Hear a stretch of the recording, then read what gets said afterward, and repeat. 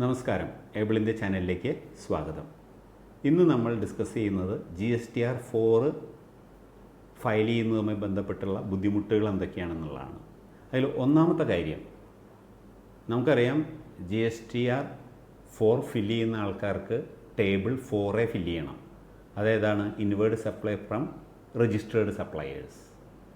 അത് ശരിക്കും പറയുകയാണെങ്കിൽ അവരുടെ GSTR4Aയിൽ അത് ഓട്ടോ പോപ്പുലേറ്റ്, അവിടെയുള്ളത് നേരെ ടേബിൾ 4Aയിലേക്ക് ഓട്ടോ പോപ്പുലേറ്റ് ചെയ്യേണ്ട കാര്യമേ ഉള്ളൂ. പക്ഷേ ഇപ്പോൾ സൈറ്റിൽ അതങ്ങനെ ഓട്ടോ പോപ്പുലേറ്റ് ചെയ്യുന്നില്ല. അപ്പോൾ ആദ്യത്തെ ചോദ്യം, അത് നമ്മൾ കൈകൊണ്ട് അടിച്ചു കൊടുക്കണമെന്നുള്ളതാണ്. തീർച്ചയായിട്ടും അടിച്ചു കൊടുക്കണം.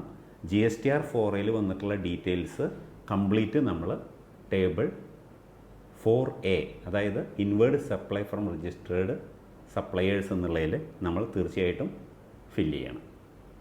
അതൊന്നാമത്തെ കാര്യം. രണ്ടാമത്തെ കാര്യം, ചില ഇൻവേർഡ് സപ്ലൈകൾ നമ്മുടെ GSTR4Aയിൽ വന്നിട്ടുണ്ടാവില്ല. പക്ഷേ നമുക്ക് ബില്ല് കിട്ടിയതിൽ നമുക്ക് B2B ബില്ലായിട്ടാണ് കിട്ടിയിരിക്കുന്നത്. അതിൻ്റെ അർത്ഥം സപ്ലയർ GSTR1ൽ അപ്ലോഡ് ചെയ്യാത്തത് കൊണ്ട് ചിലപ്പോൾ B2C ആയിട്ട് കാണിച്ചിട്ടുണ്ടാവും, ചിലപ്പോൾ പല കാരണങ്ങളായിരിക്കാം. അപ്പോൾ നമ്മുടെ കയ്യിൽ ഇൻവോയ്സ് ഉണ്ട്, B2B ഇൻവോയ്സ് ഉണ്ട്. പക്ഷേ സപ്ലയർ അയാളുടെ 1ൽ കാണിക്കാത്തത് കൊണ്ട് അതെന്തുണ്ടായില്ല, നമ്മുടെ GSTR4Aയിൽ വന്നില്ല. അപ്പോൾ അടുത്ത ചോദ്യം, അപ്പോൾ നമ്മൾ GSTR4ൻ്റെ table 4A inward supply from registered സപ്ലയറിൽ അത് ഫില്ല് ചെയ്യണമെന്ന് ചോദിച്ചു കഴിഞ്ഞാൽ തീർച്ചയായിട്ടും ഫില്ല് ചെയ്യണം. കാരണം അത് B2B ആണ്, നമ്മുടെ കയ്യിൽ ഇൻവോയ്സ് ഉണ്ട്, അത് B2B ആണ്. തീർച്ചയായിട്ടും ടേബിൾ 4Aയിൽ കാണിച്ചിരിക്കണം, GSTR4Aയിൽ ഇല്ലെങ്കിൽ പോലും. മൂന്നാമത്തെ കാര്യം ടേബിൾ 4Cയുമായി ബന്ധപ്പെട്ടതാണ്. ടേബിൾ 4C എന്താണ്? Inward supply from unregistered parties.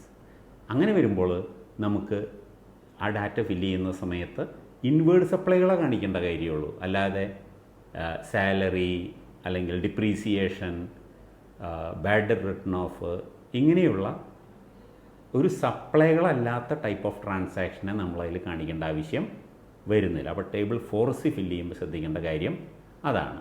അതുപോലെ തന്നെ അടുത്തൊരു കാര്യമാണ്, പലർക്കും ഈ കോമ്പോസിഷൻ ഡീലറായിട്ടുള്ള ആൾക്കാരുടെ ഇൻകം ടാക്സിൽ 26 ഫോം എടുത്ത് നോക്കുമ്പോൾ അതിൽ പലപ്പോഴും പലതരം ഇൻകംസ് വന്ന് എടുക്കുന്നുണ്ടാവും.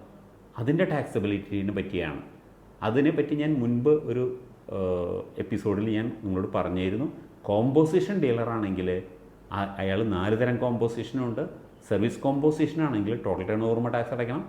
മറ്റ് നോർമൽ കോമ്പോസിഷനുകളാണെങ്കിൽ 3 പേരുണ്ട്. അതിൽ ട്രേഡർ കോമ്പോസിഷൻ മാത്രമാണ് ടാക്സബിൾ ടേൺ ഓവർ ടാക്സ് അടയ്ക്കേണ്ടത്. പക്ഷേ ഒരു സംശയം വരുന്നു. ഇപ്പോൾ ഫോർ എക്സാമ്പിൾ ഒരു LIC ഏജൻ്റാണെന്ന് നോക്കിയ കക്ഷി. അപ്പോൾ LIC ഏജൻ്റ് ആണെങ്കിൽ ഇൻഷുറൻസ് കമ്മീഷൻ്റെ ടാക്സ് ആരടയ്ക്കേണ്ടത്? ഇൻഷുറൻസ് കമ്പനി RCMലാണ് അടയ്ക്കേണ്ടത്. അപ്പോൾ അങ്ങനെ വരുമ്പോൾ ഈ വ്യക്തി ഒരു കോമ്പോസിഷൻ ഡീലറാണെങ്കിൽ ചോദ്യം വരുന്നു. ഫോർ എക്സാമ്പിൾ ഒരു സർവീസ് കോമ്പോസിഷനാണ്, ഇയാൾ സർവീസ് കൊടുക്കുന്നു, 50 ലാഖിന് താഴെയാണ്. പക്ഷേ ഈ കക്ഷി ഒരു ഔട്ട്വേർഡ് സപ്ലൈ നടത്തിയിട്ടുണ്ട്, ഇൻഷുറൻസ് കമ്പനിക്ക് സർവീസ് കൊടുത്തിരിക്കുന്നു, because he is N LIC agent. അങ്ങനെ വരുമ്പോൾ ഒരു ചോദ്യം വരുന്നു, അതും ടാക്സ് അയാൾ അടയ്ക്കണമെന്ന് ചോദിച്ചു കഴിഞ്ഞാൽ തീർച്ചയായിട്ടും അടയ്ക്കണം. കാരണം അത് RCMലാണെങ്കിൽ പോലും GSTയെ സംബന്ധിച്ചിടത്തോളം, കോമ്പോസിഷൻ ഡീലറെ സംബന്ധിച്ചിടത്തോളം, സർവീസ് കോമ്പോസിഷനെ സംബന്ധിച്ചിടത്തോളം അയാൾ ടാക്സ് അടയ്ക്കേണ്ടത് എഗ്രിഗേറ്റ് ടേൺ ഓവറുമയാണ്, ടോട്ടൽ ടേൺ ഓവറുമയാണ്. അതിൽ ഈ ടേൺ ഓവർ ഉണ്ട്. അപ്പോൾ ഒരു ഡ്യൂപ്ലിക്കേഷൻ വരുന്നു. നിയമത്തിൽ അതിന് പ്രത്യേകിച്ച് ഒരു ഉത്തരവും തന്നിട്ടില്ല, അതുകൊണ്ട് അവിടെ ഡ്യൂപ്ലിക്കേഷൻ വരുന്നുണ്ട്. ഓക്കെ, അതാണ് നാലാമത്തെ കാര്യം. ഇതുപോലെ അഞ്ചാമത്തെ കാര്യം വരുന്നത്, നമ്മളൊരു കോമ്പോസിഷൻ ഡീലറാണ്, നമ്മൾ മറ്റൊരു കോമ്പോസിഷൻ ഡീലറെ നിന്നാണ് വാങ്ങിയിരിക്കുന്നത്. ഓക്കെ, അങ്ങനെയാണെങ്കിൽ നമ്മൾ എവിടെ കാണിക്കണം? ടേബിൾ 4Aയിൽ കാണിക്കണം. കാരണം അയാളും നമ്മളും രജിസ്റ്റേർഡ് ഡീലേഴ്സാണ്. അപ്പോൾ inward supply from a registered സപ്ലയറാണ്. ഓക്കെ, അപ്പോൾ അടുത്തൊരു ചോദ്യം, അപ്പോൾ അത് ഏത് റേറ്റ് ഓഫ് ടാക്സ് കാണിക്കണം? അതിൽ നമുക്ക് 0% കാണിക്കാവുന്നതാണ്. വേറൊരു ഓപ്ഷനുകളൊന്നുമില്ല. അതിൻ്റെ എൻ്റെ അഭിപ്രായത്തിൽ അത് 0% കാണിക്കാവുന്നതാണ്. ഓക്കെ, ഇതാണ് ഈ 5 ചോദ്യങ്ങൾ എൻ്റെ മുന്നിൽ വന്നത്. ഇനിയും നിങ്ങൾക്ക് സംശയമുണ്ടെങ്കിൽ തീർച്ചയായിട്ടും കമൻറ്റ് ബോക്സിൽ പോസ്റ്റ് ചെയ്യാം. അത് അടുത്ത എപ്പിസോഡിൽ ഞാൻ ആ സംശയങ്ങൾ നിങ്ങൾക്ക് ക്ലിയർ ചെയ്ത് തരുന്നതാണ്. നിങ്ങൾക്ക് എപ്പിസോഡ് ഇഷ്ടമായി വിചാരിക്കുന്നു. നന്ദി.